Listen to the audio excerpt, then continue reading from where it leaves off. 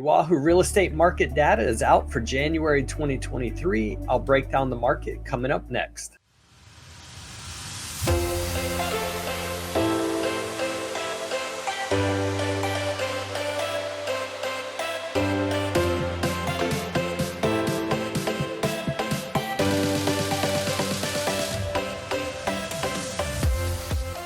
Hi, I'm Scott Startsman with the High Estates team and 2-decade Oahu realtor. I will start off this update and say that it appears the Fed is starting to get inflation under control as inflation is starting to ease downward. Mortgage interest rates have historically followed inflation numbers, and we have seen mortgage interest rates come down from their highs of over 7% to the mid-low 6% range. Rates are anticipated to settle in around 5%, possibly by the end of summer, which would increase affordability, therefore increasing demand. With that being said, the impact of previous inflation numbers and the Fed rate hikes is in full effect in the housing numbers, with slowing sales continuing to increase. But competition is still fairly strong for homes and condos, so let's look at the numbers and talk about what that looks like in the marketplace. As we see in this first slide, the number of single-family home sales in January were down by 54% compared to the same time last year. That's a significant drop in the number of sales. Now, rates did drop in December, and I felt the activity pick up in late December and early January. In doing so, we see the pending sales or properties that are in escrow are only off by 15% compared to the same time last year. So let's see where things head over the next few months. As you can see, there are far few buyers in the market, which means buy opportunities and more ability to negotiate. Now, the median price for a single family home was $970,000, which was a drop of 7.6% in price from the same time last year. This really is too small of a data set sample to really make much of a conclusion from. I usually like to see the first 2 or 3 months of data to see a trend, but the first pricing numbers of the year are definitely soft.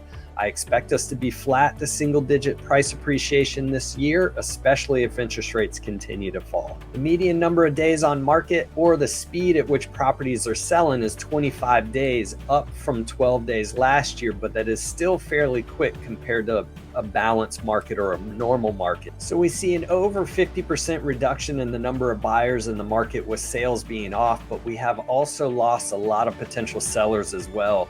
In this next slide, we see the number of active homes for sale, or the number of homes available to buy on the market, is 551. This number has gone down over the last few months, so we have actually lost active homes to buy. There are not a lot of homes available on the market, meaning inventory is significantly restricted still. To give you perspective, prior to the pandemic, in a market with 5% price appreciation, we had 1,621 homes available for sale.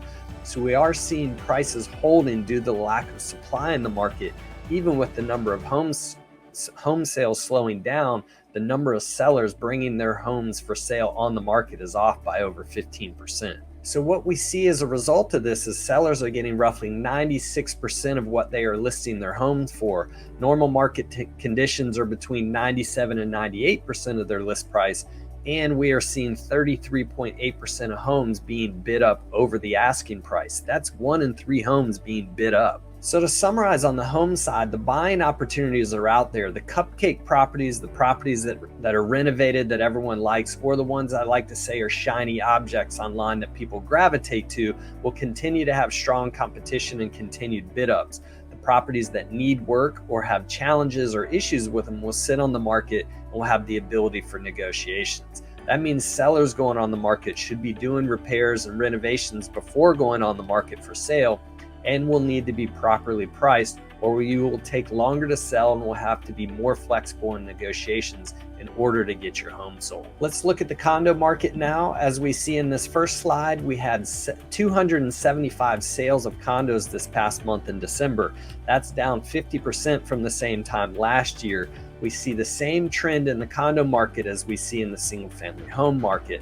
Condo sales numbers have been above 300 sales for every month since 2015, so the sales numbers are still relatively in line with historic trends. The median sales price for a condo in December was $495,000. That's down 2.9% from the same time last year. The median number of days on market is 24 days, which is still pretty good. Normal market conditions are around 30 to 40 days. Again, what we see in the condo market is restricted inventory with 1,196 active condos for sale in the marketplace.